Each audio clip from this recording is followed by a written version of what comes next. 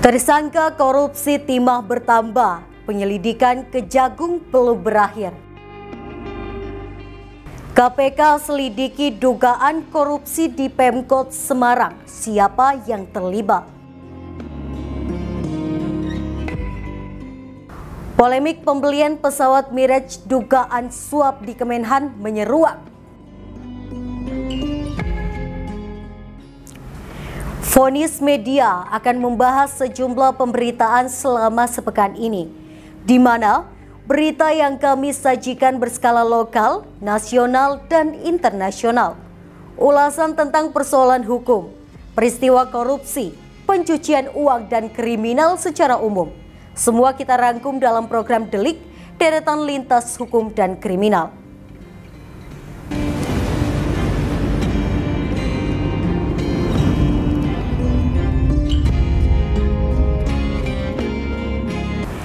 Komisi Pemberantasan Korupsi telah menetapkan 5 tersangka baru kasus dugaan korupsi pengelolaan tata niaga komoditas timah di wilayah izin usaha pertambangan PT Timah tahun 2012 hingga 2022. Dari kasus tersebut terungkap pula kegiatan pertambangan timah tersebut adalah kegiatan ilegal. Dari kasus tersebut KPK sudah menahan 7 tersangka. Kejaksaan Agung menetapkan 5 tersangka baru kasus korupsi tata niaga komoditas timah wilayah izin usaha pertambangan atau IUP PT Timah Tbk tahun 2015 sampai dengan 2022. Para tersangka kini ditahan setelah ditetapkan sebagai tersangka. Kelima orang yang ditetapkan sebagai tersangka adalah 1. SK alias Awe selaku pengusaha tambang di Kota Pangkal Pinang, Provinsi Kepulauan Bangka Belitung. 2. MBG selaku pengusaha tambang di Kota Pangkal Pinang, Provinsi Kepulauan Bangka Belitung. 3. HT alias ASN selaku Direktur Utama CVF-VIP atau perusahaan milik tersangka TN alias AN. 4. MRPT alias RZ selaku Direktur Utama PT Timah Tbk tahun 2016 sampai dengan 2021. 5. EE alias EML selaku Direktur Keuangan PT Timah Tbk tahun 2017 sampai dengan 2018. Para tersangka kini telah ditahan secara terpisah. Tersangka MRPT alias RZ, tersangka HT alias ASN, dan tersangka MBG ditahan di Rutan Kelas 1 Jakarta Pusat. Sedangkan tersangka SG ditahan di Rutan Salemba Cabang Kejaksaan Agung dan tersangka EE alias EML di Rutan Salemba Cabang Kejaksaan Negeri Jakarta Selatan selama 20 hari ke depan. Dugaan ditetapkan 5 orang tersangka. Kini telah ada 7 orang tersangka yang ditetapkan dalam kasus tersebut. Para tersangka disangkakan pasal 2 ayat 1 dan pasal 3 Jo, pasal 18 Undang-Undang RI nomor 31 tahun 1999 sebagaimana diubah dan ditambah dengan Undang-Undang nomor 20 tahun 2001 Jo. Undang-Undang Republik Indonesia Nomor 31 Tahun 1999 tentang perubahan atas Undang-Undang RI Nomor 31 Tahun 1999 tentang pemberantasan tindak pidana korupsi Jo, Pasal 55 ayat 1 ke 1 KUHP. Kapus Penkum Kejagung Ketut Sumedana mengatakan tersangka HT alias ASN merupakan pengembangan penyidikan dari 2 tersangka sebelumnya yang sudah ditahan, yakni tersangka TN alias AN dan tersangka AA. Sementara itu, tersangka SG alias AW dan tersangka MBG memiliki perusahaan yang melakukan perjanjian kerjasama dengan PT Timah Tbk pada tahun 2018 tentang sewa menyewa peralatan prosesing peleburan timah. Ketut menyebut perjanjian tersebut ditandatangani oleh tersangka MRPT alias RZ selaku Direktur Utama PT Timah Tbk dan tersangka EE alias EML selaku Direktur Keuangan PT Timah Tbk. Pada saat itu, tersangka SK alias AW memerintahkan tersangka MBG untuk menandatangani kontrak kerjasama serta menyuruh untuk menyediakan biji timah dengan cara membentuk perusahaan-perusahaan boneka guna mengakomodir pengumpulan biji timah ilegal dari IUP PT Timah Tbk yang seluruhnya dikendalikan oleh tersangka MBG. Biji timah yang diproduksi oleh tersangka MBG tersebut perolehannya berasal dari IUP PT Timah Tbk atas persetujuan dari PT Timah Tbk. Kemudian, baik biji maupun logam timahnya dijual ke PT Timah Tbk. Selanjutnya, untuk mengumpulkan biji timah yang ditambang secara ilegal, tersangka MBG atas persetujuan tersangka SK alias AW membentuk perusahaan boneka yaitu CV Bangka Jaya Abadi atau BJA dan CV Raja Wali Total Persada atau RTP.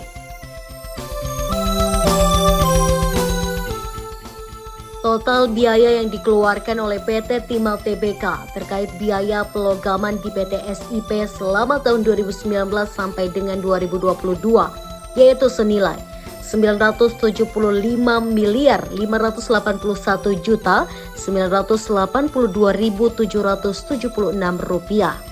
Sedangkan total pembayaran biji timah senilai 1.790.391.448 rupiah. Untuk melegalkan kegiatan perusahaan-perusahaan boneka tersebut, PT Timah Tbk menerbitkan surat perintah kerja borongan pengangkutan sisa hasil pengolahan atau SHP mineral timah, di mana keuntungan atas transaksi pembelian biji timah tersebut dinikmati oleh tersangka MBG dan tersangka SG alias AW. Ketut mengatakan selain membentuk perusahaan boneka, tersangka MBG atas persetujuan tersangka SG alias AW juga mengakomodir penambang-penambang ilegal di wilayah IUP PT Timah Tbk. Nantinya mineral biji timah yang diperoleh dikirimkan ke smelter milik tersangka SG alias AW.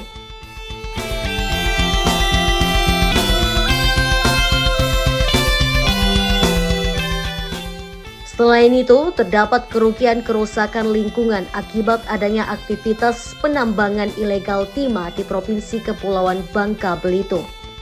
Sebelumnya, Kejaksaan Agung atau Kejagung menetapkan 2 tersangka kasus dugaan korupsi pengelolaan tata niaga komoditas timah di wilayah izin usaha pertambangan atau IUP PT Timah Tbk tahun 2015 hingga 2022. Kedua tersangka langsung ditahan. Kuntadi mengatakan penetapan keduanya sebagai tersangka dilakukan setelah Kejagung memiliki alat bukti yang lengkap.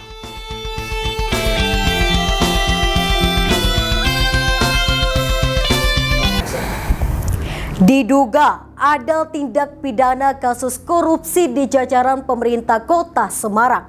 Bahkan sejumlah pejabatnya sudah dipanggil KPK guna mengklarifikasi beberapa proyek kegiatan di tahun 2023. Komisi Pemberantasan Korupsi tengah menyelidiki kasus korupsi di Pemkot Semarang. Hal itu kini sedang dalam proses penyelidikan KPK. Kabaks Pemberitaan KPK Ali Fikri menegaskan proses tersebut tidak terkait arah politik. Proses ini murni berdasarkan hukum.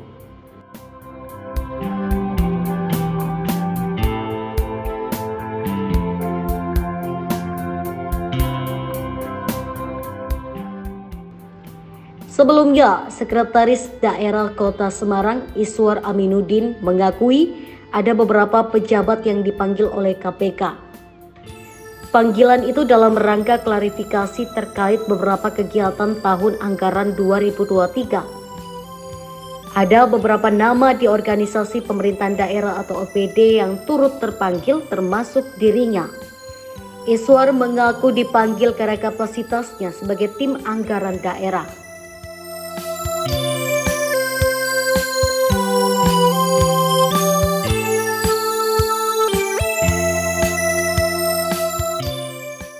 Iswar mengaku sudah menyampaikan apa yang dirinya ketahui kepada KPK. Selain itu, menurutnya, para pejabat OPD yang lebih paham terkait kegiatan tersebut.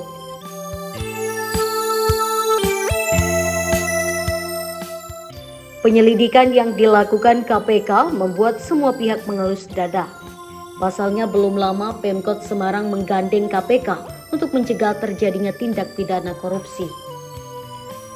Diketahui Pemkot Semarang menggandeng KPK untuk melakukan supervisi tata kelola administrasi pemerintahan guna mencegah terjadinya tindak pidana korupsi. Kala itu, Wali Kota Semarang Hafiarita Kunariati Rahayu memastikan pihaknya akan menerapkan seluruh rekomendasi dan masukan yang diberikan KPK untuk pencegahan korupsi. Ada beberapa organisasi perangkat daerah atau OPD yang menghasilkan retribusi, seperti Dinas Perdagangan dari Pedagang Kaki Lima atau PKL, Dinas Perhubungan dengan Parkir, dan Dinas Lingkungan Hidup dari retribusi sampah. Dengan kerjasama itu, kita mengharapkan pendapatan asli daerah atau PAD ke depannya bisa terus mengalami peningkatan, khususnya sektor pajak dan retribusi karena tidak adanya lagi kebocoran.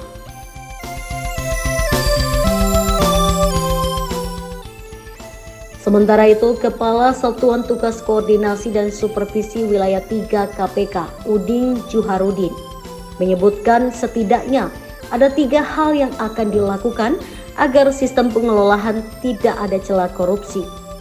Pertama, semua kegiatan yang dilakukan pemerintah daerah harus dibuktikan melakukan verifikasi dari Kemendagri sehingga muncul indikator atau penilaian apakah program kegiatan yang telah dilakukan sesuai dengan perencanaannya. Kemudian, para pejabat atau pegawai di lingkungan Pemkot Semarang harus menunjukkan integritas melalui survei dari 3 hal, seperti kepatuhan dan kepantasan yang dinilai dari internal atau eksternal. Terakhir, Pemda diharapkan mampu mengelola asetnya dengan benar dan tepat agar tidak menjadi objek untuk kegiatan. Kementerian Pertahanan yang dipimpin Prabowo Subianto jadi sorotan. Koalisi Masyarakat Sipil untuk Reformasi Keamanan menduga selisih harga yang ditawarkan dalam pembelian pesawat tempur Mirage 2005 diduga terseret unsur suap atau korupsi. Namun, juru bicara Menteri Pertahanan Dalil Anzar Simanjuntak mengatakan tidak ada pembelian jet tempur dari Qatar yang dituduhkan oleh Koalisi Masyarakat Sipil untuk Reformasi Keamanan. Koalisi Masyarakat Sipil untuk Reformasi Keamanan menduga terdapat kemahalan harga dalam rencana pembelian pesawat jet tempur Mirage 2005 bekas dari Angkatan Udara Qatar yang kini dibatalkan Kementerian Pertahanan atau Kemenhan.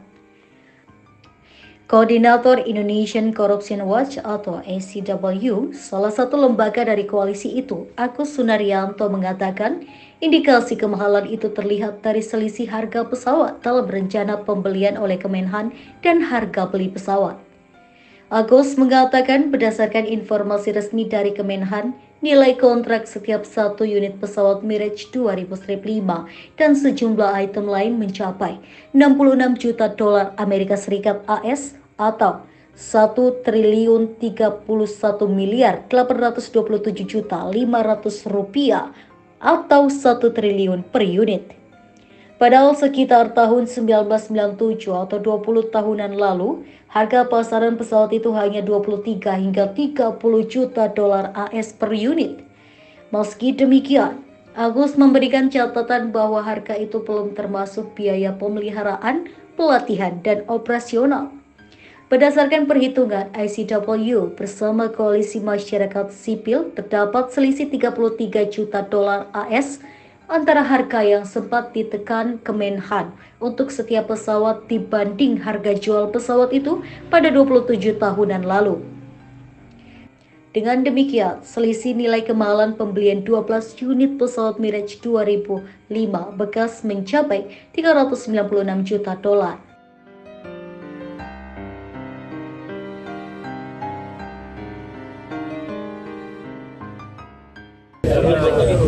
cek sekarang.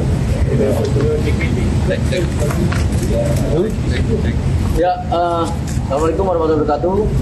Selamat siang teman-teman jurnalis, terima kasih sudah hadir. Hari ini ya, Koalisi Masyarakat Sipil untuk Reformasi Keamanan ya berencana untuk melakukan pelaporan atau pengaduan dugaan tindak pidana korupsi dalam hal pembelian pesawat Miras 2005 sebagaimana ramai dibicarakan. Laporan sudah kami siapkan dengan mengumpulkan informasi-informasi, mengumpulkan dokumentasi-dokumentasi yang menurut kami cukup untuk menjadi pijakan bagi KPK dalam mengusut sesuai dengan kewenangan yang dimilikinya. Jadi apakah nantinya informasi dokumentasi yang kita sampaikan valid atau tidak, tentu KPK yang lebih berwenang untuk menyatakan itu. KPK yang lebih berwenang untuk menelusuri lebih lanjut, KPK yang lebih berwenang untuk menentukan apakah pembelian miras ini masuk dalam kategori dugaan tindak pidana korupsi atau tidak. Semata-mata tujuannya, karena ini kaitannya dengan anggaran negara, tentu untuk membuat masalah ini menjadi clean and clear, bukan menjadi perdebatan di ruang politik belaka yang tidak berujung apa-apa dan tidak memberikan manfaat apapun bagi rakyat Indonesia, tetapi melalui proses yang formil dengan kanal yang resmi dan proses yang reliable melalui instansi pemerintah yang bernama Komisi Pemberantasan Korupsi Republik Indonesia atau KPK RI. Itu pembuka dari saya. Kasus ini sebetulnya, kasus seperti ini bukan hal yang baru bagi KPK. Jadi sebelumnya ada berbagai kasus di KPK yang ditangani berdasarkan informasinya dari kasus korupsi yang terungkap di luar negeri ya. Jadi saya kira KPK tidak bisa terlalu lama menunggu ya, mesti harus proaktif bekerja sama dengan penyidik dari Uni Eropa. Ini sama seperti misalnya dulu kasus Garuda kan munculnya bukan di sini, ya. Informasinya muncul di Inggris gitu kan, dan juga ada banyak kasus lain. Oleh karena itu kemudian saya kira KPK harus mulai bergerak melakukan penyelidikan, bekerja sama mengumpulkan informasi awal agar kemudian bisa ditingkatkan menjadi statusnya menjadi penyidikan. Pembelian itu dikatakan batal, tapi kan batal dan ditunda itu kan beda tipis 11-12 kan, karena dari informasi percakapan yang bocor itu kan sebetulnya ini hanya penundaan saja sampai menunggu proses politik selesai. Apapun itu, tapi indikasi awal terjadinya tindak pidana korupsi dan dugaan penyuapan ini mestinya ini harus menjadi perhatian bagi KPK untuk segera mulai penyelidikan. Terima kasih. Oke, yang kami turut sampaikan kepada KPK adalah terkait dengan pemberitaan yang menyebutkan ada kickback yang diterima oleh seorang penyelenggara negara di Kementerian Pertahanan. Kemudian kalau terkait dengan belum ada dana negara yang keluar, satu, kemudian yang kedua kontrak sudah dibatalkan, tentu kita sebagai masyarakat berhak untuk bertanya, kalau tidak ada dana yang dikeluarkan, bagaimana proses perumusan sampai pada titik untuk melakukan atau rencana pembelian sejumlah pesawat. Tadi soal kontrak sudah dibatalkan, mana bukti kontrak yang sudah dibatalkan itu, tolong juga tunjukkan. Jangan hanya penyampaian lisan, apalagi pemberitaan ini sudah menjadi konsumsi publik beberapa minggu kebelakang. Jadi kalau ditanya apa indikasi tindak pidana korupsi yang kami laporkan, adalah indikasi penerimaan suap. Lagi-lagi karena itu masih indikasi, karena punya keterbatasan kami sebagai organisasi masyarakat sipil, kami serahkan kepada KPK untuk menelusuri kebenaran penerimaan kickback oleh seorang penyelenggara negara di Kementerian Pertahanan.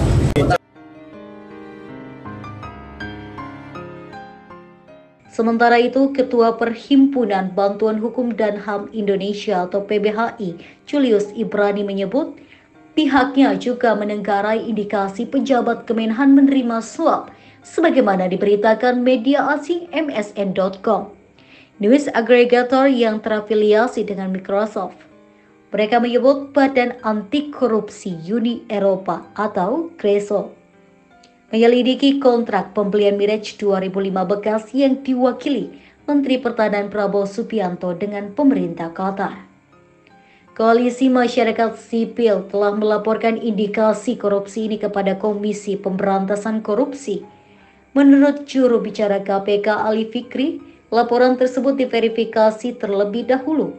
Sementara itu, Wakil Menteri Pertahanan Muhammad Herindra membantah terdapat korupsi dalam pembelian Mirage 2005 dari Angkatan Udara Qatar yang telah dibatalkan.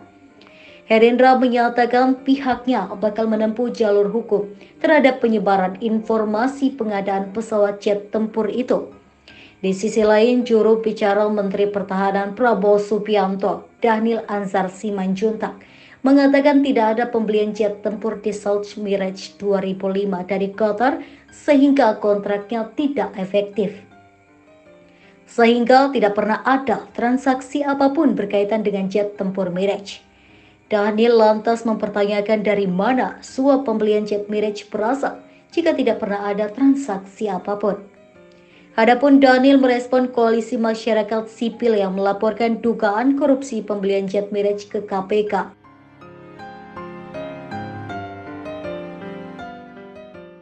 Sudah dijelaskan di awal bahwasannya tidak ada pembelian, kemudian kontrak tidak efektif, artinya tidak masuk akal kalau kemudian Kemhan atau Menhan itu dikaitkan dengan suap atau menerima suap, apalagi menerima komitmen fee atau apapun namanya itu. Jadi sesuatu yang tidak ada, kemudian ini yang kemudian ditebarkan seolah-olah ada. Yang tadi yang katanya bawa uang pakai pesawat jet itu fitnah, itu jelas fitnah dan jelas. Apa itu? Yang jelas tidak ada fakta seperti itu. Kami juga bingung ini diskenariokan seperti apa. Kementerian Pertahanan tidak pernah tahu terkait ada hal-hal seperti itu. Yang jelas ini fitnah dan hoak yang sangat jahat. Dhanil mengatakan jika koalisi masyarakat sipil ingin mencari tim ses pasangan tertentu, lebih baik mendeklarasi secara terang-terangan saja. Dengan begitu, koalisi masyarakat sipil bisa berkampanye untuk melawan kubu Prabowo. Dhanil menegaskan tidak ada data mengenai pembelian jet Mirage dari Qatar, yang ada hanyalah kontrak yang kini sudah tidak efektif. Dia mengatakan jika uang muka atau DP sudah dibayarkan, barulah sebuah kontrak pembelian bisa efektif. Lantas, kenapa pemerintah tidak jadi melakukan pembelian? Dhanil menyebutkan pemerintah mengalami keterbatasan fiskal dalam membeli pesawat Mirage. Yang ketiga mengenai PT TMI. Coba jelaskan, katanya yang mengatur semua kontrak. Coba PT itu masih ada di keperangannya, itu juga dalam berbagai diskusi itu sering dituduhkan. PT TMI yang katanya mengatur semua kontrak pengadaan dan dapat komisi. PT TMI ini tidak pernah ada kontrak atau membuat kontrak dengan Kementerian Pertahanan. Jadi tidak ada transaksi, tidak ada kontrak, apalagi transaksi, dan tidak pernah terlibat jual beli atau apapun itu dengan Kementerian Pertahanan. Kalau ada TMI itu dia terkait sekumpulan para ahli yang membantu melakukan pengawasan terhadap kualitas alutsista atau barang yang dibeli dan diadakan oleh Kementerian Pertahanan. Demikian. Jadi tuduhan bahwa PT TMI dapat komisi-komisi dari pengadaan pesawat itu bohong yang keberapa itu? Bohong yang ketiga, keempat. Udah keempat ya. Tadi pesawat yang nggak jadi dibeli dibilang disuap. Kedua, katanya si Eva yang sudah lama di penjara katanya ikut membantu suap tersebut. Ketiga, fee pesawat orang nggak jadi dibeli, bagaimana bisa ada fee? Keempat, PT TMI katanya yang berperan selama ini untuk pengadaan pesawat di Kemenhan. Ternyata itu satu kontrak pun dia tidak pernah ikut. Ada lagi? Ada berita bohong apa lagi? 4 itu. Oh, 4. Mungkin besok kita bikin lagi. Silakan, mungkin ada pertanyaan. Ya, dulu lah, bosan yang lain dulu lah. Coba ya, ini dulu, yang tengah dulu. Siapa dah? Itu tadi beli di tidak ada transaksi, Pak. Tidak jadi beli. Sudah tanda tangan kontrak, tapi dana non hepeng, nggak ada uang, akhirnya ada putus kontrak. Jadi dibatalkan, di cancel. Dia tidak tanda tangan segala macam, jadi Dibatalkan, di cancel. kontrak tidak pernah efektif, ya akhirnya berakhir gitu kan. Kontrak tidak pernah efektif karena syarat-syaratnya tidak dipenuhi, antara lain kita tidak punya dana. Kita tidak punya dana. Jadi kalau dananya nggak turun, siapa yang mau nalangin uang suapnya? Ya nggak mungkin dong pejabat Kemenham nalangin suapnya sedangkan dananya dari kas negara nggak turun. Benar nggak? Dan itu kan dananya bukan cepet atau 2 juta, pasti tuduhannya jutaan dolar kan? Ya, jadi kontrak tidak efektif karena kita tidak sanggup, tidak ada dana sehingga kontraknya tidak berakhir atau apa tuh? Ya, tidak jalan, tidak memenuhi syarat itu ya demi hukum sudah berakhir. Jadi di Karena cancel. kontraknya itu kontrak bersyarat. Karena syaratnya tidak dipenuhi, maka kontrak tidak lanjut, tidak efektif. Karena apa? Tidak ada uang. Kalau tidak ada uang, terus siapa yang nalangin suapnya? Dan itu kan suapnya bukan 1 juta 2 juta dolar. Itu yang dari situ kelihatan logikanya memang benar-benar hoax murni. Ya, yang sebelah sini. Betul, ya Pak? Iya. Sama PT apa, Pak? Terus kalau di kontrak klausulnya apakah ada penalti kalau memang ada pembatalan kontrak secara sepihak? Ya, kontraknya tentu dengan pemerintah Qatar. Jadi kontrak Kemhan dalam hal ini mewakili pemerintah Indonesia dengan pihak Qatar. Pertanyaannya adalah pada saat pembuatan kontrak dengan pemerintah Qatar, pernah nggak ada uang keluar duit dari pihak Indonesia? Nggak ada. Tidak ada 1 sen pun. Tidak ada 1 sen pun dari kas negara. Jadi mana mungkin pejabat Kemenham menalangi uang suapnya? Jelas ya? Itu hitam putih tuh. Kalau memang dananya ada turun, ya tanya aja ke DPU. Jadi nggak mungkin ditalangi uang suapnya. Orang dananya 1 sen pun nggak turun.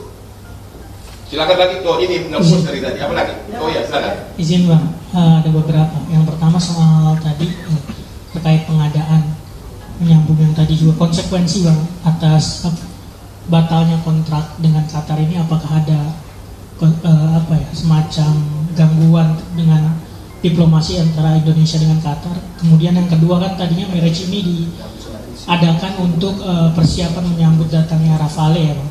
Apakah batalnya kontrak marriage ini Kemhan mencari alternatif lain untuk menyiapkan transisi pesawat tempur kita yang sempat disampaikan juga oleh Pak Menhan bahwa marriage ini didatangkan untuk menyambut kedatangan Rafale supaya pilot-pilot tempur kita ini terbiasa. Itu yang pertama. Yang kedua terkait dengan penyebaran kabar hoax ini kan bermula dari situs berbahasa asing ya Bang. Apakah juga sudah diketahui sumber pertamanya? Kemudian kalau belum diketahui apakah akan dicari tahu, bila memang bukan di Indonesia mungkin ada di luar negeri juga apakah akan dikejar? Yang ketiga soal langkah hukum Bang. Baca amat dua dulu ah. Hukumnya Bang, tadi kan abang nanti. Gak ingat pertanyaan lu, mending lu bayar gua. Soal situs berbahasa asing, ya, bukan berarti gara-gara berbahasa asing nggak ada kaitan dengan orang Indonesia. Saya bisa hari ini bikin 100 situs segala macam bahasa, ya, itu aja. Justru itulah dari segi penuturan kata-katanya itu semua nggak benar. Kalau itu berbahasa asing, dia orang asing itu pasti pakai logika. Di mana suapnya kalau nggak ada jual beli? Jadi itu adalah situs pesanan dengan memakai akun arsip agar kelihatan benar. Kalau Anda mau saya bikin situs lagi dalam bahasa Cina, besok kita bikin asal ada, ya, itu jawabannya. Jadi jangan kayak kalau asing itu bahwa itu benar, yang lain jawab. Ini Kongresimen Bahwa ini asik juga. Pertama begini, terkait dengan itu Mirage dan hubungan diplomatik dengan Qatar, tidak ada masalah hubungan dengan Qatar karena kontrak tersebut tidak ada syarat-syarat yang bisa merusak hubungan diplomatik. Apalagi Pak Indonesia dan Qatar memiliki hubungan yang mutual understanding. Kemudian kedua, terkait ini dengan misalnya Dassault, itu tentu tidak ada masalah karena kan kita tidak berkontrak atau tidak terkait dengan Mirage 2000-5 ini dengan Dassault, tapi dengan Qatar, walaupun ini produksinya Dassault. Jadi tidak ada masalah sama sekali terkait dengan itu. Jadi pihak Qatar, pihak Dassault semuanya paham kondisi kita. Kemudian kedua, terkait dengan upaya Kementerian Pertahanan untuk terus mencari pesawat tempur yang terbaik itu terus dilakukan. Kalau kemudian karena ini juga terkait dengan kapasitas fiskal kita. Jadi sementara ini yang bisa dilakukan untuk menutup kekosongan dirgantara kita selama menunggu Rafale itu adalah tadi kita melakukan retrofit. Jadi beberapa pesawat lama kita lakukan retrofit untuk menjaga wilayah udara kita. Begitu. Satu lagi yang paling informasi yang sangat mengherankan di sini, ini video tadi yang mengatakan bahwa ada sogokan untuk pesawat Mirage dan melibatkan nama Eva. Coba lihat, itu video itu beredar pakai logo apa? DPP NCW. Ya, ini dulu yang juga memviralkan Raffi Ahmad pencucian uang. Dan di belakangnya nanti ketuanya yang bicara pakai kata penutup. Ya. Di belakangnya nanti ketuanya yang bicara yang berinisial H tersebut. Dulu waktu Raffi Ahmad dengan wartawan segini banyak kita tantang, kita berhari-hari kita datang dong, nggak berani datang, hidungnya datang, yang ada gosipan aja terus. Ya, sekarang ada lagi nih pakai nama itu, ini pakai ini, DPP NCW. Di belakang nanti ada itu dia juga ngomong dengan kata penutup. Coba lihat baju putih lagi dia. Bentar ya, bentar lagi ya.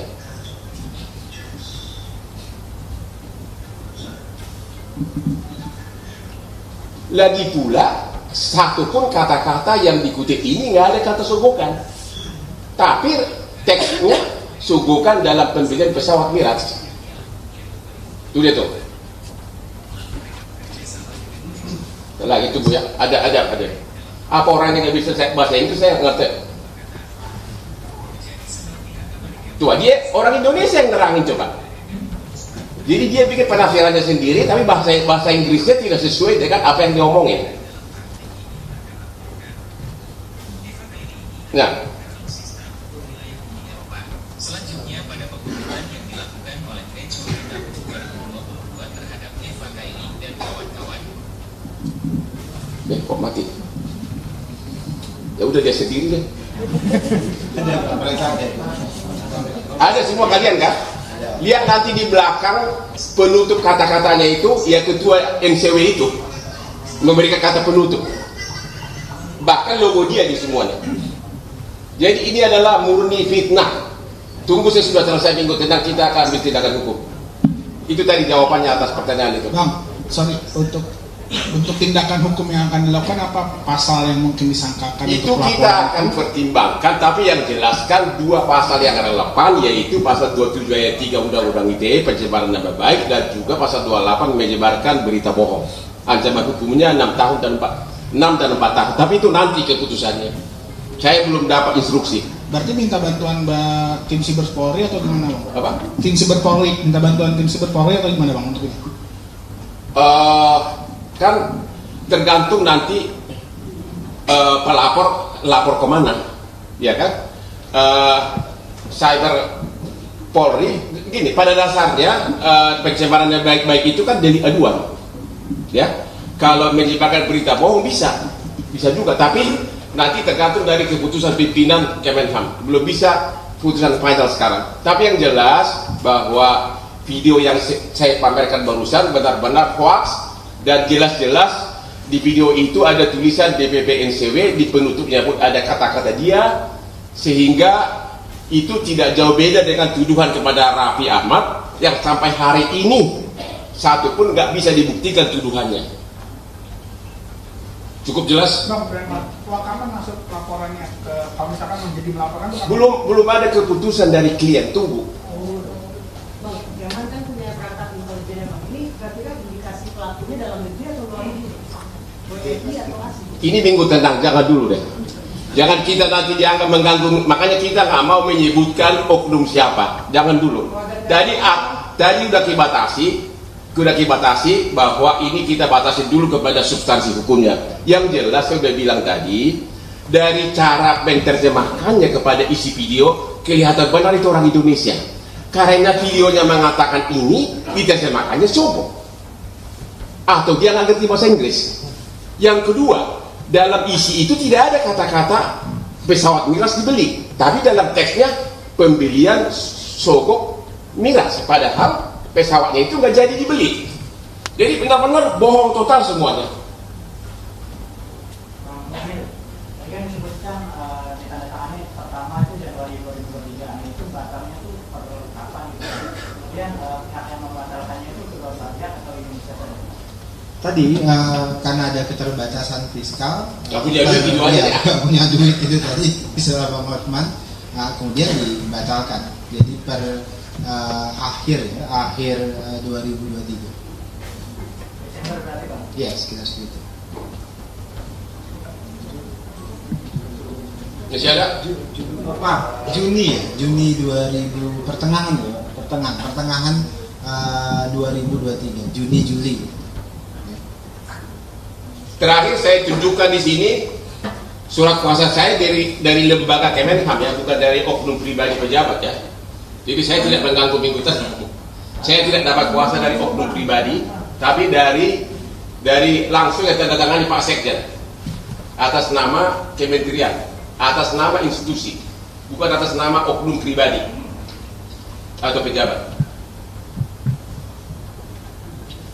Dan kalau memang orang yang duduk tersebut berani tampil, ya buktikan dong. Jangan cuap-cuap tapi ngomong bohong melulu di medsos. Janganlah hidup dengan penuh kebohongan dan fitnah. Masih ada? Udah cukup? Nggak ada lagi doorstop ya? Berarti sudah ada ini Pak komunikasi sama pemerintah Qatar? Sudah. Per Juni-Juli itu. Jadi pembatalan itu sekitar Juni-Juli, artinya kontrak tidak efektif karena ada keterbatasan fiskal tadi. Artinya beberapa syarat kita untuk mengefektifkan kontrak itu tidak terpenuhi. Salah satu ya misalnya DP dan sebagainya, itu yang buat kontrak tidak efektif. Jadi pertanyaan kuncinya adalah jawaban kunci, karena kita tidak jadi beli, jadi tidak ada 1 sen pun uang keluar dari kas negara, 1 sen pun uang. Karena tidak ada 1 sen pun uang dari kas negara, jadi yang bayar uang sogoknya siapa dong? Masa pejabat Kemenham keluar puluhan juta dolar? Ini kan komisinya bukan 1 miliar 2 miliar rupiah. Dari situ aja udah jelas bahwa itu kalau ada itu kan jelas berita bohong gitu kan. Mana mungkin Pak Daniel ini keluarin 5 juta dolar atau 20 juta dolar? Pinjam ke Bang Hotman. Ya, mending bayar ke gua. Itu aja udah jelas. Makanya orang yang bikin video ini benar-benar nggak punya otak dan nggak punya pengalaman sebagai ahli hukum. Karena redaksi sama teksnya berbeda. Running teksnya mengatakan pembelian pesawat miras, dia tidak ngecek bahwa pesawat itu tidak jadi dibeli. Dia mengatakan ada sogok, tapi dalam redaksinya nggak ada kata-kata sogok. Dia mengatakan Eva, padahal Eva udah dipenjara pertengahan 2022, sedangkan kontrak ini 31 Januari 2023. Jadi semua berantakan. Udah? Cukup ya? Oke, terima kasih. Ya. Terima kasih.